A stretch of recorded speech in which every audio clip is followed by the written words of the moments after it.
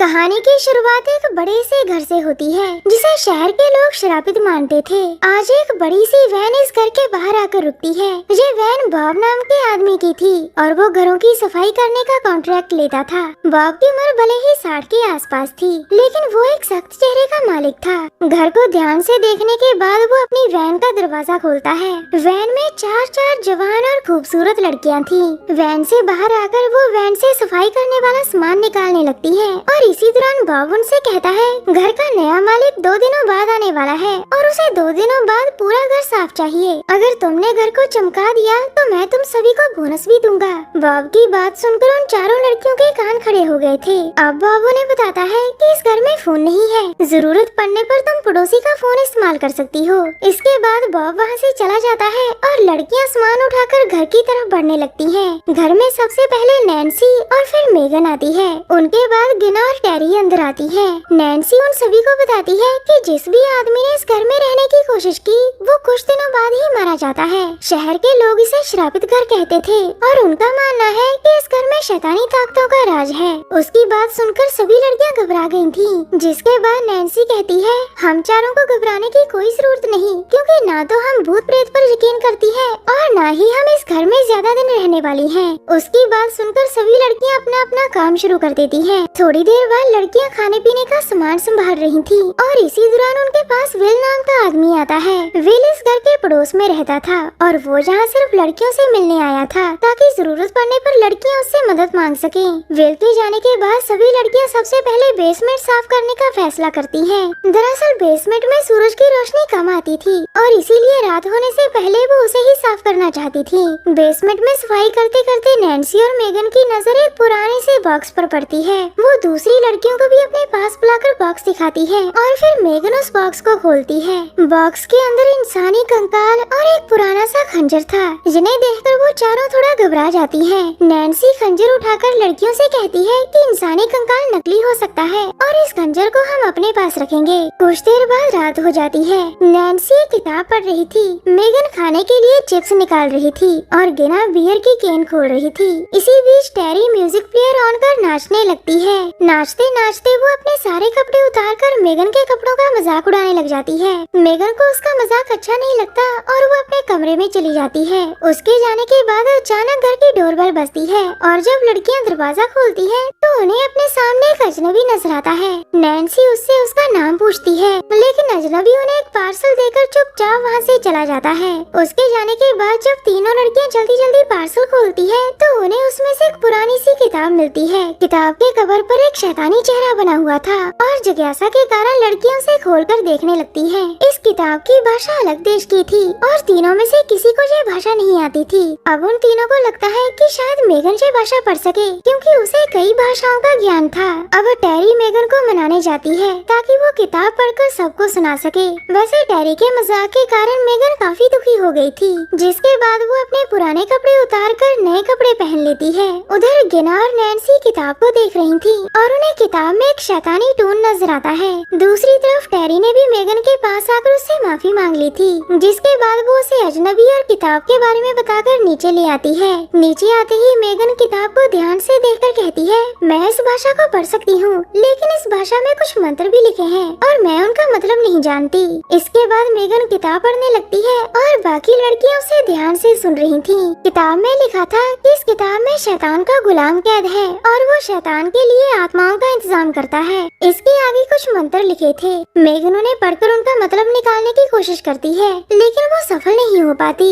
आखिर में तीनों लड़कियां बोर होकर वहाँ से चली जाती हैं और वो किताब टेरी के हाथों में आ जाती है। टेरी एक बार फिर से शैतानी टून देखना चाहती थी, क्योंकि उसे वो काफी अच्छा लगा था।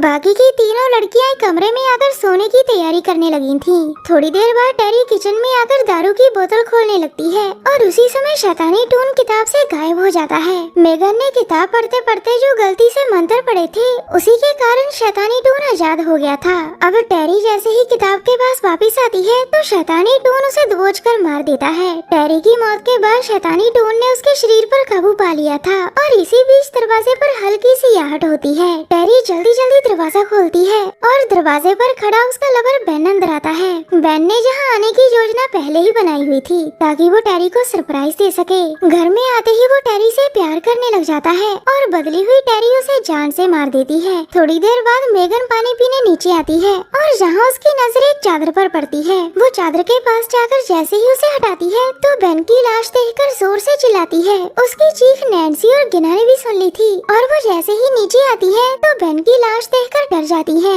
तीनों को कुछ भी समझ नहीं आ रहा था कि बेन को किसने मार दिया। इसके साथ साथ उन्हें टेरी की चिंता भी हो रही थी, जो घर में उन्हें कहीं भी नजर नहीं आ रही थी। अब वो तीनों बेन की लाश को एक कमरे में छुपाती है, क्योंकि बॉब का कुछ नहीं पता था कि वो कब उनका काम देखने आ जाए। दूसरी तरफ बॉब अपने घर में बैठा काली फिल्म देख रहा था और इसी दौरान उसका फोन बजता है और ये फोन विल का था। विल उसे बताता है कि मुझे घर से लड़कियों की चीख सुनाई दी थी, शायद उन्होंने घर का कोई कीमती सामान तोड़ दिया होगा। ये सुनकर बॉब को बहुत गुस्सा आ जाता है और वो उसी पल लड़कियों की रेल बनाने निकल पड़ता है। बॉब थोड़ी ही देर में घर तक पहुंच गया था, जहां घर के बाहर उसे टेरी मिलती है और वो उसे अपने साथ चलने को कहती है। टेरी बॉब को लेकर सीधा बेसमेंट में आती है, जहां आकर वो पहले उसका मूड बनाती है और फिर उसका डंडा चाटते चाटते उसे जान से मार देती है। दूसरी तरफ तीनों लड़कियां टेरी को ढूंढ रही थी और उसे ढूंढती ढूंढती वो तीनों बेसमेंट में आ जाती है। बेसमेंट में उन्हें बॉब की लाश एक चेयर पर दिखाई देती है, जिसके बाद वो तीनों गला फाड़ कर चिल्लाती है।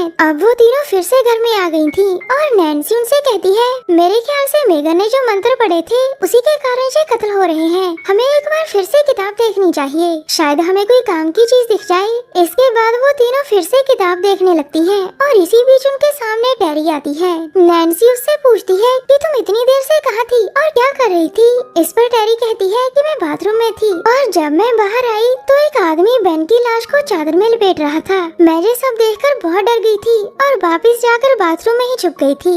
इसके बाद वो चारों लड़कियां फिर से बेसमेंट में आती हैं ताकि उन्हें कातिल का कोई सुराग मिल सके। बेसमेंट में आते ही टेरी अपना रूप बदल लेती है। उसका शैतानी रूप देखकर तीनों लड़कियां डरकर वहाँ से भागने की कोशिश करती है, लेकिन भागते भागते गिना टेरी के हाथ लग जाती है। मेगन और नैन्सी गिना को अकेली छोड़कर भाग गई थी और उनके जाने के बाद टेरी गिना को भी मार देती है। नैन्सी और मेगन भागकर घर में आ गई थी और जहाँ आते ही उन्हें ऊपरी कमरे से टेरी की आवाजें सुनाई देती है। टेरी जोर जोर से कह रही थी कि मैं असली टेरी हूँ और दूसरी वाली नकली टेरी है। उसकी बातें सुनकर वो दोनों ऊपर जा रही थी ताकि वो टेरी की मदद कर सके, मगर ये सब टेरी की चाल थी और वो पीछे से आकर नैन्सी को पकड़ लेती है। टेरी का शैतानी रूप देखकर मेगन डरकर वहाँ से भाग जाती है, जिसके बाद टेरी नैन्सी को भी मार देती है। इसी बीच भागते भागते मेगन सीढ़ियों से गिरकर जख्मी हो गई थी। अब पूरे घर में वो और टेरी ही थी और टेरी उसे किसी भी समय मार सकती थी। अचानक उसी समय दरवाजे पर वही अजनबी दिखाई देता है जो लड़कियों को पार्सल देकर चला गया था। उसे देखकर टेरी भी बहुत हैरान थी और वो उसके पास जाकर उसे चले जाने को कहती है, मगर अजनबी उस पर पुराने खंजर से वार करने लगता है और टेरी उसे रोक देती है। अब उन दोनों के बीच लड़ाई शुरू हो गई थी और लड़ाई के आखिर में वो टेरी की छाती में खंजर घुसा देता है। इस वार के कारण शैतानी टून खत्म हो जाता है और अजनबी के कहने पर मेगन किताब को आग में फेंक कर जला देती है। इसके बाद वो अजनबी मेगन के पास जाकर कहता है, मेरा नाम गैरी है और मैं काले जादू की किताबें इकट्ठी करता हूँ। कई साल पहले मेरे हाथ से शैतानी किताब लगी थी और मैं जैसे जैसे इसे पढ़ता गया इसने मेरे दिमाग पर काबू पाना शुरू कर दिया। किताब से पीछा छुड़ाने के लिए मैंने आत्महत्या कर ली थी, लेकिन शैतान ने मेरी आत्मा को गुलाम बना लिया। उसी के कहने पर मैं ये किताब लेकर जहाँ आया था। अब मेगन उससे पूछती है कि तुम उसकी गुलामी से कैसे निकले। इसके जवाब में गैरी उसे बताता है कि मेरे हाथ पुराना खंजर लग गया था जिसे तुम लोगों ने ही बॉक्स में से निकाला था। जिसके हाथ वो खंजर लग जाता है वो शैतान की गुलामी से आजाद हो जाता है। शैतान को सिर्फ उसी खंजर से मारा जा सकता है, इसीलिए मैं टेरी को मारने जहाँ आया था। कहानी के आखिर में गैरी की आत्मा को आजादी मिल जाती है। शैतान की मौत के बाद वो सभी आत्माएं वापस लौट आती है जिन्हें उसने मारा था। हमारी वीडियो देखने के लिए धन्यवाद।